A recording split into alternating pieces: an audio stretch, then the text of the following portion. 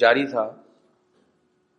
آخری خطبے میں ہماری گفتگو کا اختتام غزوہ خیبر کے اختتام پر ہوا تھا کہ 7ویں سال میں آپ صلی اللہ علیہ وسلم نے غزوہ خیبر یہودیوں کے ساتھ یہ جنگ لڑی گئی، جس کے نتیجے میں یہودیوں کا جو فتنہ تھا اس کو ہمیشہ کے لیے ختم کیا گیا جزیرہ عرب سے.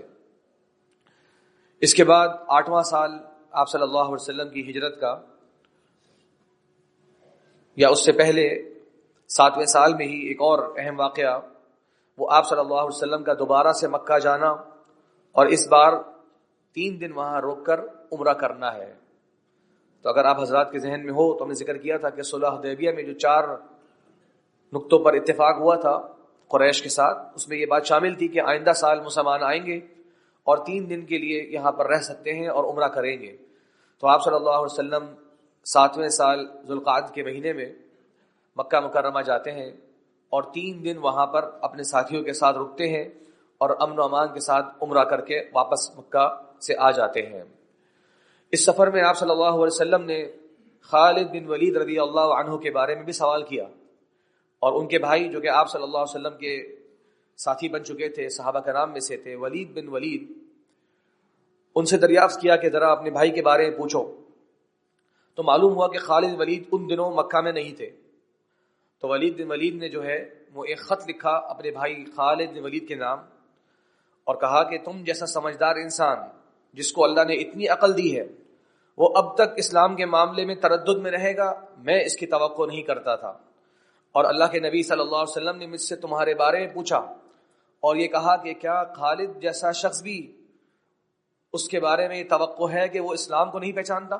یہ سوال کیا آپ صلی اللہ علیہ وسلم نے، اور کہا کہ اگر وہ ہمارے پاس آئے تو ہم جو اس کا مرتبہ اور مقام ہے وہ اسے دیں گے. یہ الفاظ ولید ان کے بھائی نے اپنے بھائی کو خط میں لکھے اور چھوڑ دیے.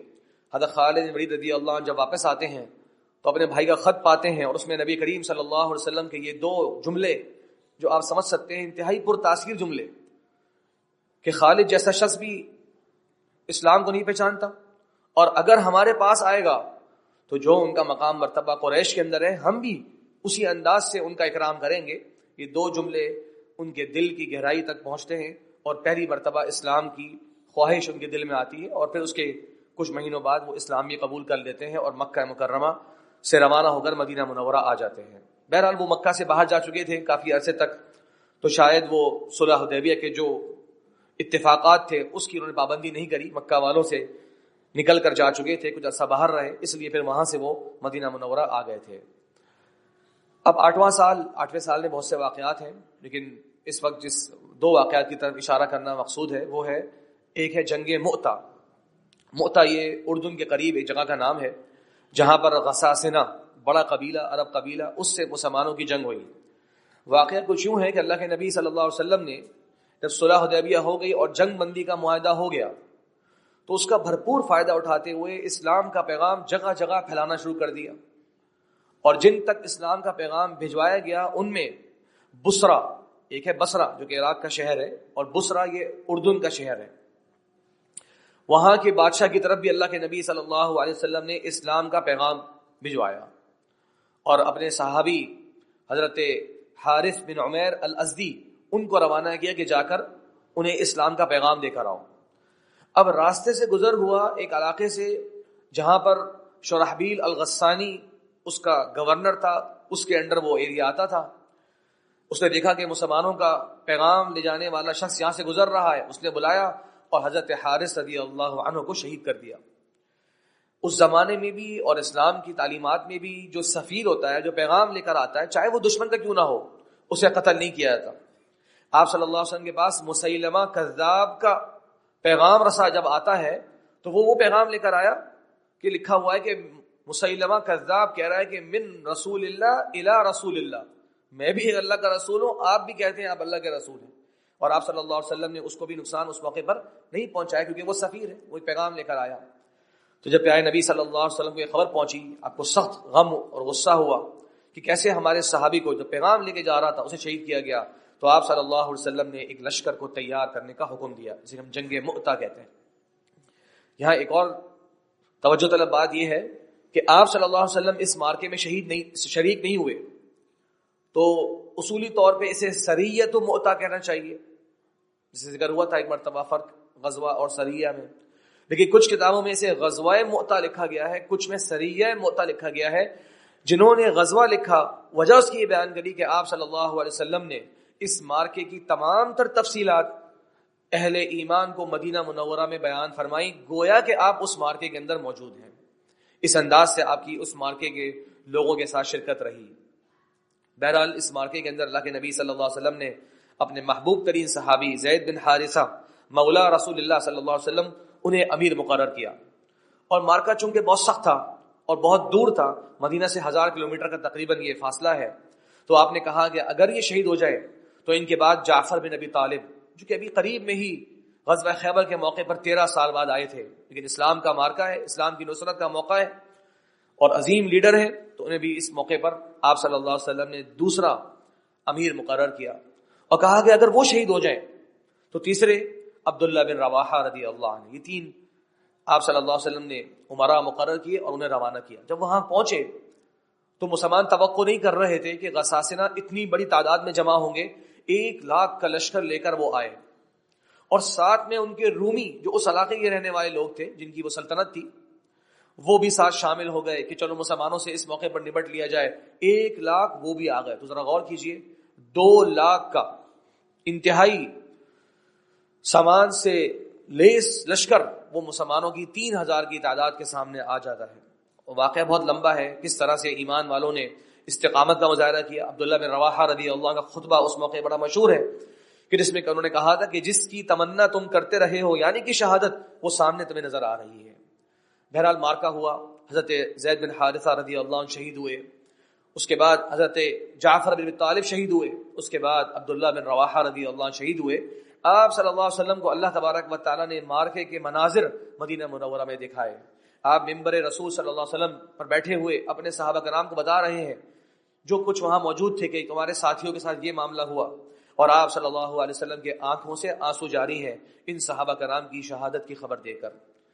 پھر اللہ کے رسول نے فرمایا، پھر اللہ تبارک و تعالیٰ نے اپنی تلواروں میں سے ایک تلوار ان پر مسلط کر دی، یعنی کہ خالد بن ولید رضی اللہ عنہ۔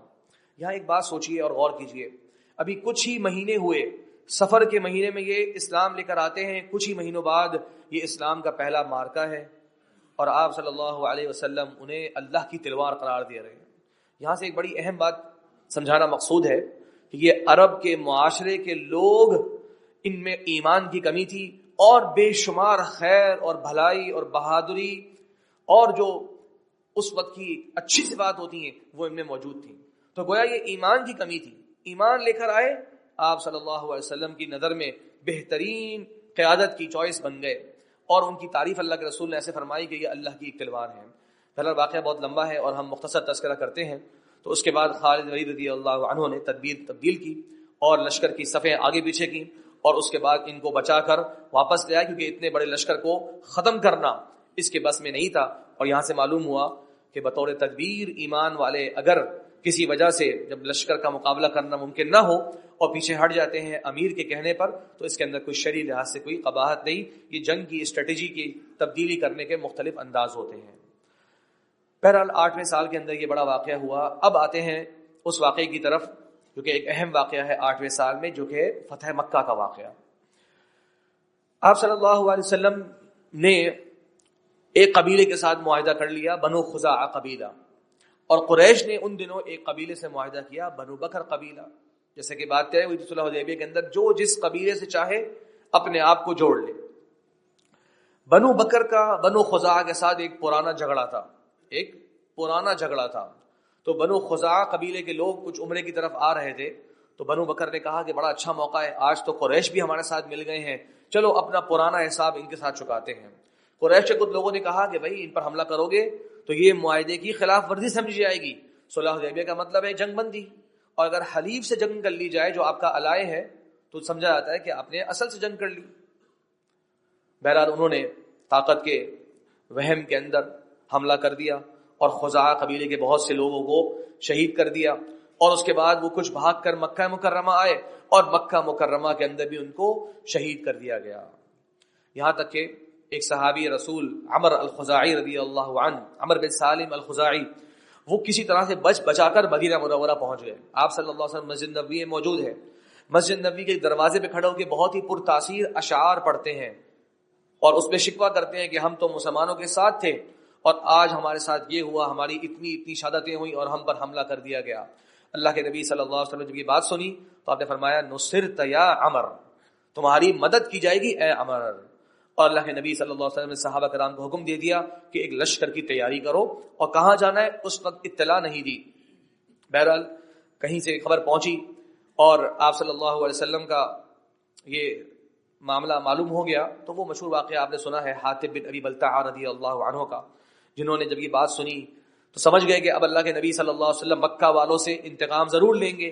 تو اپنے گھر والوں کو بچانے کے لیے انہوں نے ایک خط لکھ دیا کہ بھائی تیار رہو، اب مسلمان حملہ کرنے تمہاری طرف آ رہے ہیں. خیر لمبا واقعہ ہے، اشارہ کرنا مقصود ہے. ابو سفیان تک جب یہ خبر پہنچی تو وہ وہاں سے ایک پیغام رساں بن کے، کوئی ایمبیسڈر بن کے مدینہ منورہ آ جاتے ہیں، کسی طریقے سے آپ صلی اللہ علیہ وسلم کو روکا جائے. اور آ کر سب سے پہلے اپنی بیٹی ام حبیبہ بنت ابی سفیان، جن سے اللہ کے نبی صلی اللہ علیہ وسلم کا نکاح ہوا، ام المؤمنین ہے، اور اس حوالے سے ابو سفیان رضی اللہ عنہ اللہ کے نبی صلی اللہ علیہ وسلم کے سسر بنتے ہیں رشتے میں. ان کے گھر جاتے ہیں اور ام حبیبہ رضی اللہ عنہ کا وہ بڑا ایمان والا واقعہ ہے کہ جب وہ بیٹھنے لگتے ہیں تو وہ آپ صلی اللہ علیہ وسلم کے بیٹھنے کی جگہ کو ان کے نیچے سے ہٹا دیتی ہیں. تو کہتے ہیں میں تمہارا باپ ہوں، تم یہ کیا کر رہی ہو؟ کہا کہ یہ اللہ کے نبی صلی اللہ علیہ وسلم کی بیٹھنے کی جگہ ہے اور یہ کسی مشرک کے لیے لائق نہیں. تو کہنے لگے میرے خیال ہے تمہیں میرے بعد بیٹی بہت نقصان پہنچ گیا. تو کہنے لگی بلکہ مجھے اللہ تبارک و تعالیٰ نے ہدایت دی، اسلام دی. بہرحال لمبا وہ واقعہ ہے. خیر ابو سفیان نے کوشش کری کسی طریقے سے مسلمانوں کو منایا جائے کہ دوبارہ سے معاہدے کی تجدید کر لیتے، اسے ختم نہ کیا جائے، یہ ہم سے غلطی ہو گئی. ابو بکر رضی اللہ کے پاس آتے ہیں، عمر رضی اللہ کے پاس آتے ہیں، حضرت عثمان رضی اللہ کو خاندان کا بھی وصیہ دیتے ہیں وغیرہ وغیرہ.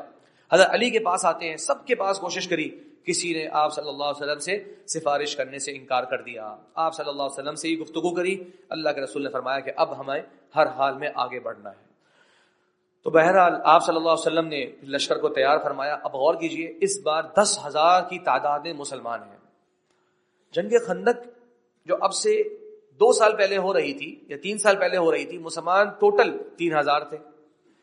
صلح حدیبیہ کے موقع پر 1400-1500 صحابہ کرام موجود تھے، عمرے کے لیے جا رہے تھے. سوچئے 2 سالوں کے اندر تعداد 10,000 تک پہنچ گئی. یہ اس کا نتیجہ ہے کہ جب امن ہوا تو مسلمانوں نے بھرپور انداز سے دین کی دعوت دی اور آس پاس کے قبائل بھی آسانی کے ساتھ اس موقع پر اسلام میں داخل ہو جایا کرتے اور مسلمانوں کو جوائن کر لیتے. ان کے اوپر کوئی بڑا دباؤ نہیں تھا، جیسے کہ معاہدے کے اندر یہ حصہ تھا. تو اہل ایمان جو ہیں وہ امن کے حالات کا بہترین استعمال کرتے ہیں. یہ آپ صلی اللہ علیہ وسلم نے اس موقع پر بتایا. تو 19 سال پیچھے لگا لیجیے، 13 سال اور 6 سال، ان میں تعداد مسلمانوں کی 2-3 ہزار، اور صرف ان 2 سالوں کے اندر مسلمانوں کی تعداد 10,000. یہ صرف وہ ہیں جو باقاعدہ لشکر کا حصہ ہے، مطلب لڑنے والے ہیں. بوڑھے بچے عورتیں خواتین کی الگ ہیں اس کے علاوہ. اور آپ صلی اللہ علیہ وسلم نے آس پاس کے قبائل کو سب کو کہا کہ سب کے سب مل کر اس موقع پر آگے بڑھیں گے. واقعہ بہت لمبا ہے. آپ صلی اللہ علیہ وسلم مکہ کے قریب پہنچتے ہیں، مر الزہران کے علاقے میں، اور وہاں پہنچ کر آپ صلی اللہ علیہ وسلم لشکر کو حکم دیتے ہیں کہ سارے کے سارے پھیل جاؤ اور اپنے اپنے خیموں کے باہر آگ جلا دو. مقصد کیا ہے کہ اب ہم مکہ سے قریب آ گئے ہیں، اب وہاں کے جاسوس آس پاس مونڈا رہے ہوں گے، اور جب وہ دیکھیں گے کہ اتنا بڑا لشکر ہے اور جب آگ جلے گی رات کے وقت میں اور وہ پھیلے ہوئے ہوں گے تو ان کی ہیبت اور بڑھ جائے گی. تو وہ مکہ والوں کو خبر دیں گے، شاید کہ وہ جنگ کے ارادے سے باز آ جائیں. لیکن آپ صلی اللہ علیہ وسلم بھرپور تیاری سے تھے. ابو سفیان رضی اللہ عنہ اس موقع پر دوبارہ سے ایک مرتبہ کوشش کرنے کے لیے آتے ہیں، اور اس موقع پر حضرت عباس رضی اللہ عنہ سے ان کی ملاقات ہوتی ہے. عباس رضی اللہ عنہ کے واقعے میں بڑی تفصیل ہے، شاید میں نے ذکر کیا تھا کہ جنگ بدر کے موقع پر وہ مکہ والوں کے ساتھ آئے تھے، اور آپ صلی اللہ علیہ وسلم نے لوگوں سے کہا تھا کہ ان پر حملہ نہ کرنا. انہیں مکہ والوں نے مجبور کر دیا. وجہ یہ ہے کہ وہ آپ صلی اللہ علیہ وسلم جس وقت انصار سے معاہدہ کر رہے تھے ہجرت سے پہلے، دوسری بیعت عقبہ، یاد کیجئے 12واں سال نبوت کا، اس میں بھی آپ صلی اللہ علیہ وسلم کے ساتھ گئے تھے بات کرنے کے لیے کہ اگر تم لوگ میرے بھتیجے کا صحیح سے ساتھ دینا چاہتے ہو تب تو ان کو بلاؤ ورنہ نہ بلاؤ.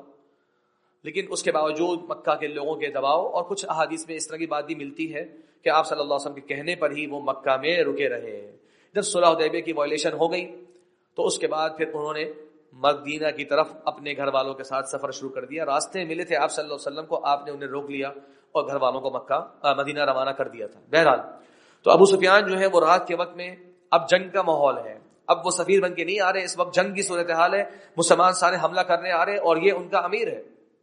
کہ بہرحال وہ چھپ چھپا کر پہنچتے ہیں اور ابو سفیان ملتے ہیں عباس سے, اور وہ پریشان ہوتے ہیں کہ تم یہاں کیسے پہنچ گئے, اگر تمہیں کسی نے دیکھ لیا تو نقصان پہنچائے گا. کہا کہ مجھے اللہ کے رسول سے ملوانا ہے. تو وہ انہیں اپنے ایک خچر پر سوار کر کر, جو کہ اللہ کے نبی صلی اللہ علیہ وسلم کا خچر تھا, اس کا نام بھی آتا ہے دلدل, اس پہ سوار کر کے جو ہے وہ آپ صلی اللہ علیہ وسلم کے خیمے تک پہنچتے ہیں. بیچ میں ایک دلچسپ واقعہ بھی ہے, حضرت عمر رضی اللہ عنہ کے خیمے سے گزرتے ہیں. پہلے تو بہت سارے خیموں سے گزرتے گئے, کون ہے, اللہ کے نبی کے چچا ہیں اور اللہ کے نبی کی سواری پہ موجود ہیں, آگے بڑھتے جاؤ. اور پیچھے بیٹھے میں حضرت ابو سفیان چہرہ چھپائے ہوئے, کسی نے پوچھا بھی نہیں. لیکن عمر رضی اللہ عنہ کی تیزی اور بصارت, جیسے ہی انہوں نے دیکھا دور سے پہچان لیا کہ تو ابو سفیان ہے, تو کہنے لگے کہ الحمدللہ جس نے مجھے اپنے دشمن سے ملوا دیا بغیر کسی کوشش کے, اور خیمے کے اندر داخل ہوئے تلوار لینے کے لیے. تو حضرت عباس رضی اللہ عنہ نے تیزی سے جو ہے وہ خچر کو بھگا دیا کہ تاکہ کوئی نقصان نہ ہو جائے, اور آپ صلی اللہ علیہ وسلم کے خیمے میں داخل ہو گئے. اس موقع پر اللہ کے نبی صلی اللہ علیہ وسلم نے حضرت ابو سفیان کو یہ کہا کہ ابھی بھی وقت نہیں آیا کہ تم پہچان لو کہ یہ اللہ کا دین ہے اور میں اللہ کا نبی ہوں, اور یہ تمہارے جھوٹے معبودات کسی کام کے نہیں. تو حضرت ابو سفیان رضی اللہ عنہ کا جملہ ملتا ہے صحیح احادیث میں, کہتے ہیں اگر ہمارے کسی کام آنے ہوتے یہ معبود تو اب تک کام آ چکے ہوتے. مطلب اب تک کی کتنی رسوائیاں جو ہم نے دیکھی ہیں, اتنے سارے مارکوں کے اندر ہم نے ہار دیکھی ہے, اگر یہ کسی کام کی ہوتے تو اب تک کام آ ہی چکے ہوتے. لیکن بہرحال اللہ کے نبی صلی اللہ علیہ وسلم نے آپ پر پھر اسلام کا پیغام پیش کیا, اور ایک روایت یہ ہے کہ اسی موقع پر وہ اسلام لے آئے, اور ایک روایت یہ ہے کہ ان کا دل اسلام کی طرف مائل ہوا لیکن پوری طرح شاید داخل نہیں ہوئے یا اظہار نہیں کیا. تو اللہ کے رسول صلی اللہ علیہ وسلم نے حضرت عباس سے کہا کہ ابھی ہم لشکر کو چلنے کا حکم دے رہے ہیں, آپ انہیں کسی اونچی جگہ پر لے جائیں. اور یہ روایت صحیح روایت ہے, مستدرک اسحاق میں راہوی کتاب ہے, اس میں موجود ہے. حضرت عباس رضی اللہ عنہ بھی سمجھدار ذہین انسان, کہنے لگے یا رسول اللہ, ابو سفیان مکہ کے سردار ہیں اور آپ مکہ میں داخل ہو رہے ہیں, ابھی ان کا دل نرم لگ رہا ہے, ایسا کریے کوئی اعلان ایسا کر دیں کہ ان کا بھی اس میں احترام ہو جائے. تو اللہ کے نبی صلی اللہ علیہ وسلم نے لشکر کو اعلان کر دیا اور کہا کہ جو اپنا اسلحہ پھینک دے اس کے لیے امن ہے, جو کعبے میں داخل ہو جائے اس کے لیے بھی امن ہے, جو اپنے گھر کے دروازے بند کر لے اس کے لیے امن ہے, جو ابو سفیان کے گھر میں داخل ہو جائے اس کے لیے بھی امن ہے. یعنی مکہ کا گورنر ہے, اس کو ایک احترام دیا اللہ کے نبی صلی اللہ علیہ وسلم نے. اب حضرت عباس حضرت ابو سفیان کو لے کر ایک قریبی پہاڑ کے اوپر جا کر کھڑے ہو گئے, اور اللہ کے نبی صلی اللہ علیہ وسلم نے لشکروں کو حکم دیا چلو اب مکہ کی طرف پیش قدمی شروع کی جائے. اور یہ تقریباً 20-25 کلومیٹر کا فاصلہ ہے, آج بھی اسی نام سے مر الظہران کے نام سے علاقہ مشہور ہے. اب جب لشکر آگے بڑھنا شروع ہوئے تو ابو سفیان پہلی مرتبہ دیکھ رہے ہیں کہ یہ 10,000 ہیں کون.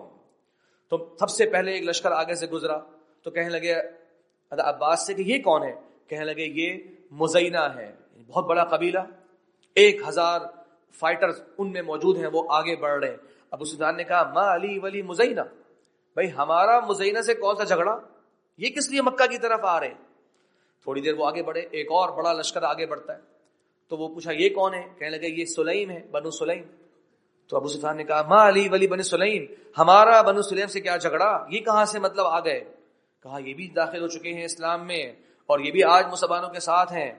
اس کے بعد ایک بہت بڑا لشکر, کالے جھنڈے اس میں موجود ہیں, آپ صلی اللہ علیہ وسلم کے صحابہ کرام کا, وہ آگے بڑھتا ہے. تو ابو سفیان کہتے ہیں کہ یہ کون ہے. تو عباس نے کہا کہ یہ اللہ کے نبی صلی اللہ علیہ وسلم ہیں اور آپ کے دائیں بائیں انصار اور مہاجرین کے چنے ہوئے لوگ ہیں. جب یہ اس طرح کے لشکروں کو آگے بڑھتے ہوئے دیکھتے گئے ابو سفیان رضی اللہ عنہ, تو انہوں نے اس موقع پر یہ جملہ کہا لقد اصبح ملک ابن اخیک عظیما اليوم, اے عباس آج تمہارے بھتیجے کی بادشاہت بہت بڑی ہو چکی ہے, بہت پھیل چکی ہے. تو حضرت عباس نے کہا افسوس تم پہ ابو سفیان, ابھی بھی تم نہیں سمجھے, یہ جو تم دیکھ رہے ہو یہ بادشاہت نہیں, یہ نبوت کی ہیبت ہے اور نبوت کا شان و شوکت تم دیکھ رہے ہو. تو اس موقع پر حضرت ابو سفیان نے کہا النبوۃ اذن, چلو تم جو کہہ رہے ہو وہی بات نبوت کہہ لو, یعنی بادشاہت کی جگہ نبوت کا لفظ استعمال کر لو. تو دوسری روایت یہ ہے کہ اس موقع پر انہوں نے اسلام قبول کیا. بہرحال اس کے بعد وہ مکہ مکرمہ جاتے ہیں, اپنے لوگوں سے کہتے ہیں کہ کوئی امکان نہیں اس لشکر سے مقابلہ کرنے کا. لیکن آپ صلی اللہ علیہ وسلم بھرپور تدبیر کے ساتھ ہیں. رمضان کا مہینہ ہے اور آپ نے سب سے کہا روزہ کوئی نہ رکھے، سفر ہے، رخصت ہے، اور آپ نے کہا تاکہ جنگ کی تیاری کا پورا ذہن سب کا رہے. آپ صلی اللہ علیہ وسلم نے لشکر کو 4 حصوں میں ڈیوائیڈ کر دیا. ایک حضرت خالد بن ولید رضی اللہ عنہ مکہ کے نچلے حصے سے، جسے آج مسفلہ کہتے ہیں، وہاں سے داخل ہوں گے. دوسری طرف حضرت زبیر بن عوام رضی اللہ عنہ دوسری طرف سے داخل ہوں گے. تیسرے حضرت ابو عبیدہ بن جراح، وہ پیدل لوگوں کے ساتھ ہے، مطلب باقی 2 جو ہیں وہ گھوڑوں اور اونٹوں پر سوار ہیں، اور چوتھے حصے کو آپ صلی اللہ علیہ وسلم لیڈ کرتے مکہ میں داخل ہوں. اس طرح سے 4 ڈائریکشن سے مکہ مکرمہ میں آپ صلی اللہ علیہ وسلم داخل ہوتے ہیں اسلامی لشکر کو لے کر. احادیث میں آتا ہے کہ کوئی بھی آگے سے مزاحمت نہیں ہوئی سوائے حضرت خالد بن ولید کے سامنے کچھ لوگ جو ہے وہ آئے تھے جنہیں بہت جلدی ہی حضرت خالد بن ولید رضی اللہ عنہ نے پسپا کر دیا، اور اس طرح سے مسلمان 4 ڈائریکشن سے مکہ مکرمہ میں داخل ہوئے. پیارے نبی صلی اللہ علیہ وسلم کا کردار اور رویہ اس میں بڑا عجیب ہے. عام طور پہ ذہن میں آتا ہے کہ اتنے بڑے علاقے کو فتح کر رہے ہیں، اور اس لشکر کے جو سردار ہیں، سربراہ ہیں، ان کا کردار کیسا ذہن میں آتا ہے؟ فاتحانہ مسکراہٹ ہمارے یہاں لفظ کہتے ہیں. آپ صلی اللہ علیہ وسلم گھوڑے سے سواری تبدیل کر کر اونٹ پہ سوار ہو جاتے ہیں، جو کہ جنگ کی سواری نہیں ہے، گھوڑا جنگ کی سواری ہے. آپ صلی اللہ علیہ وسلم کے سر پر پہلے جنگ کا ہیلمٹ تھا، آپ اسے اتار دیتے ہیں اور کالے رنگ کے عمامے کو پہن لیتے ہیں. اور حدیث میں آتا ہے کہ آپ صلی اللہ علیہ وسلم کا سر مبارک جھکا ہوا ہے، اتنا جھکا ہوا کہ آپ کی ٹھوڑی جو ہے وہ آپ کے سینے کو لگ رہی ہے. آپ اللہ تبارک و تعالیٰ کے لیے عاجزی کا اظہار کر رہے تھے کہ کیسے اللہ تبارک و تعالیٰ نے اپنے فضل سے، اپنی طرف سے اتنی بڑی فتح ہمیں نصیب فرمائی، نہ کہ یہ کہ آپ اس موقع پر کوئی اپنی طرف اس کی نسبت کر رہے ہیں. خیر، آپ صلی اللہ علیہ وسلم مکہ میں داخل ہوئے اور سب سے پہلے کعبہ میں داخل ہوتے ہیں اور کعبہ کی صفائی کا عمل شروع ہوتا ہے. وَقُلْ جَاءَ الْحَقُّ وَزَهَقَ الْبَاطِلُ إِنَّ الْبَاطِلَ كَانَ زَهُوقًا. یہ آیتیں پڑھ رہے ہیں کہ حق آ گیا اور باطل مٹ گیا، اور بے شک باطل تو مٹنے کے لیے ہی تھا. آپ کے ساتھ صحابہ کرام ہیں، وہ بتوں کو توڑنے میں، صفائی کرنے میں شامل ہیں. پھر آپ صلی اللہ علیہ وسلم نے اس کو دھونے کا حکم دیا اور کعبہ کے اندر نماز بھی پڑھی. اتنی دیر میں بہرحال سب لوگ آ چکے تھے اور مکہ والوں کو جمع کر آپ صلی اللہ علیہ وسلم کے سامنے پیش کر دیا گیا. تو آپ صلی اللہ علیہ وسلم سے سوال کیا کہ ہاں بتاؤ، اب تمہارا کیا گمان ہے، تمہارے بارے میں آج کیا فیصلہ ہونے والا ہے؟ اب مکہ کے تقریباً 2000 لوگ آپ کے سامنے موجود ہیں. تو کہنے لگے کہ ہم تو آپ کے بارے میں یہ جانتے ہیں کہ آپ کریم ہیں، وابن اخ کریم، بہت ہی کریم انسان کے بیٹے ہیں. یعنی وہ لوگ جنہوں نے کتنی تکلیفیں پہنچائیں، کتنے جنگ کیے، مکہ کے 13 سال کو تصور میں لائیے، کیا کچھ نہیں کیا، ان میں سے کتنے سارے وہ لوگ آپ کے سامنے موجود ہیں. اور آپ صلی اللہ علیہ وسلم کے بارے میں آج کہہ رہے ہیں کہ آپ بڑے مہمان نواز ہیں اور آپ بڑے مہمان نواز انسان کے بیٹے ہیں. آپ صلی اللہ علیہ وسلم نے اس موقع پر فرمایا کہ آج میں تمہیں وہ کہوں گا جو یوسف علیہ السلام نے اپنے بھائیوں سے کہا تھا، لا تثریب علیکم اليوم، آج کے دن تم پر کوئی ملامت نہیں، کوئی پکڑ نہیں، اذهبوا انتم الطلقاء، جاؤ تم سب کے سب آج آزاد ہو. تو آپ صلی اللہ علیہ وسلم نے ان 2000 لوگوں کی عام معافی کا اس دن اعلان فرمایا. یہ اور بھی لوگ تعداد میں تھے. سوچئے جس دن آپ سارے کے سارے بدلے لینے کے لیے تیار تھے اور لے سکتے تھے، سب طاقتیں موجود تھیں، اس دن آپ صلی اللہ علیہ وسلم نے ان سب کو معاف کیا، سوائے 8-10 افراد جن کے کچھ ذاتی معاملات اس طرح کے تھے کہ انہوں نے کسی مسلمان کو معین طور پہ قتل کیا، جیسے کہ عبداللہ بن اختل. اس نے اسلام قبول کیا، مدینہ منورہ آیا، آپ صلی اللہ علیہ وسلم نے ایک انصاری کو ان کا ساتھی بنایا کہ جاؤ زکوٰۃ جمع کرنے کے لیے. راستے میں اس کے غلام کی جھگڑا ہوا انصاری صحابی سے، اس نے ان صحابی کو شہید کر دیا اور مرتد ہو کر جا کر مکہ مکرمہ میں شامل ہو گیا، اور وہاں پر گانے والیاں مقرر کر دی جو آپ صلی اللہ علیہ وسلم کے بارے میں برے الفاظ کہتی وغیرہ وغیرہ. تو چونکہ اس نے ایک معین صحابی کو قتل کیا تو اس کا خون معاف نہیں کیا جائے گا، البتہ جو عام جنگوں میں شریک ہونے والے جتنے بھی لوگ تھے آپ صلی اللہ علیہ وسلم نے اس دن سب کو معافی کا اعلان کر دیا. اس کے بعد ایک عمل واقعہ ملتا ہے، حضرت عثمان بن طلحہ، یہ مکہ مکرمہ کے اندر خانہ کعبہ کی چابیاں ان کے پاس تھیں. حضرت علی رضی اللہ عنہ گئے ان کے پاس اور کہا لاؤ چابیاں، آج اللہ تبارک و تعالیٰ نے مسلمانوں کو فتح دے دی ہے اور تم سب کو رسوا کر دیا. اور اس موقع پر قرآن مجید کی آیت نازل ہوتی ہے، ان اللہ یأمرکم ان تؤدوا الامانات الی اہلھا، بے شک اللہ تعالیٰ آپ کو حکم دیتا ہے کہ جو امانتیں ہیں وہ ان کے اہل لوگوں کے سپرد کریں. تو آپ صلی اللہ علیہ وسلم اس میں اپنے لیے اشارہ سمجھتے ہیں اور بلواتے ہیں عثمان بن طلحہ کو اور کہتے ہیں یہ چابیاں تمہارے پاس واپس کر دی گئیں. نوٹ کیجئے بھی وہ مسلمان نہیں ہوئے، اس وقت تک مسلمان نہیں ہوئے. کہنے لگے رسول اللہ یہ کیا معاملہ ہے، آپ نے ایک مرتبہ لی اب دوبارہ لوٹا دی. تو بتایا کہ یہ اللہ تعالیٰ کا کلام قرآن مجید اس موقع پر نازل ہوا. تو انہوں نے یہ بات جب سنی کہ میری امانت دیانت کی گواہی قرآن میں اتری ہے، اور اس بات کو سوچا کہ قرآن میرے بارے میں یعنی کہ عام حکم ہے، لیکن اس موقع پر چونکہ آیت نازل ہو رہی ہے اتنی بڑی بات، تو اس تاثیر سے وہ بھی اسلام لے آتے ہیں اور مسلمان ہو جاتے ہیں. آپ صلی اللہ علیہ وسلم ان کے ایک اور رشتہ دار جن کا نام ہے شیبہ بن ابی عثمان بن طلحہ، ان کو بلا لیتے ہیں اور کہتے ہیں یہ تم دونوں کے پاس ہی رہے گی، تم سے کوئی بھی اسے کبھی نہیں چھینے گا. اور ایک الحمدللہ معلوماتی بات کے طور پہ آج تک خانہ کعبہ کی چابیاں جو ہیں یہ شیبی فیملی کہلاتی ہے، عائلۃ الشیبی، یہ وہاں موجود ہیں، ان کے پاس ہی موجود ہے. ان صحابہ کرام کی اولاد میں جو لوگ موجود ہیں ان کے پاس ہی کعبہ کی چابیاں ہیں. مجھے بھی ان کے گھر میں وہاں جانے کا اتفاق ہوا تھا ایک مرتبہ پروگرام وغیرہ کے سلسلے میں، ان کے لوگوں سے ملنے کا. بہرحال تو سال میں 2 مرتبہ خانہ کعبہ جو ہے دھویا جاتا ہے اور کھلتا ہے. ایک مرتبہ سعودی گورنمنٹ اس معاملات کو دیکھتی ہے، اور ایک مرتبہ یہ فیملی جو ہے یہ اس معاملات کو دیکھتی ہے، اور پھر ان سے متعلقہ جو لوگ ہوتے ہیں وہ پھر اس موقع پر وہاں پر مکہ میں بہرحال آتے بھی ہیں. تو آج تک الحمدللہ یہ انہی کی فیملی کے پاس یہ خانہ کعبہ کی چابیاں ہیں، اور اس کی بہت ساری بہرحال ان کے پاس تصویریں اور خاندان کی جو تحفے تحائف ہوتے ہیں، کعبہ کی بہت سی چیزیں وہ ان کے گھر کے اندر ایک میوزیم میں وہاں بھی موجود ہیں. تو بتانے کا مقصد یہ کہ آپ صلی اللہ علیہ وسلم نے اس موقع پر ایک بھرپور اللہ تبارک و تعالیٰ کی شکر ادا کیا. اور اتنی بڑی سوچیے آپ 8 سال پہلے آپ صلی اللہ علیہ وسلم اور آپ کے ساتھی اسی علاقے سے ڈر کر کس طرح سے چھپ کر وہاں سے نکل رہے ہیں، اور 8 سال کے اندر 10,000 کا لشکر لے کر داخل ہوتے ہیں، آگے سے ایک شخص بھی مزاحمت کرنے کے قابل نہیں. یہ اللہ کے نبی صلی اللہ علیہ وسلم کو اللہ تعالیٰ نے بہت بڑی فتح نصیب فرمائی، بہت بڑی سعادت عطا فرمائی. اور یہ اس آیت کا شان نزول ہے، اذا جاء نصر اللہ والفتح ورأيت الناس يدخلون في دين الله افواجا فسبح بحمد ربك واستغفر انه كان توابا. اس کے بعد 2 واقعات اور ہوتے ہیں، میں اس پہ بات نہیں کر پاؤں گا، اور آئندہ جمعے ارادہ ہے انشاءاللہ یہ سلسلہ ہم مکمل کر لیں. تو وہ ہے غزوہ حنین اور دوسرا ہے غزوہ طائف. یہ فتح مکہ کی فوراً بعد ہوئے تھے، کیونکہ ان علاقوں میں لوگ جمع ہو گئے. ثقیف اور حوازن 2 بڑے قبیلے، انہوں نے کہا کہ قریش تو ڈر گئے، قریش تو ہار مان لی، ہم ہار نہیں مانیں گے. تو انہوں نے اپنے آپ کو جنگ کے لیے آمادہ کیا.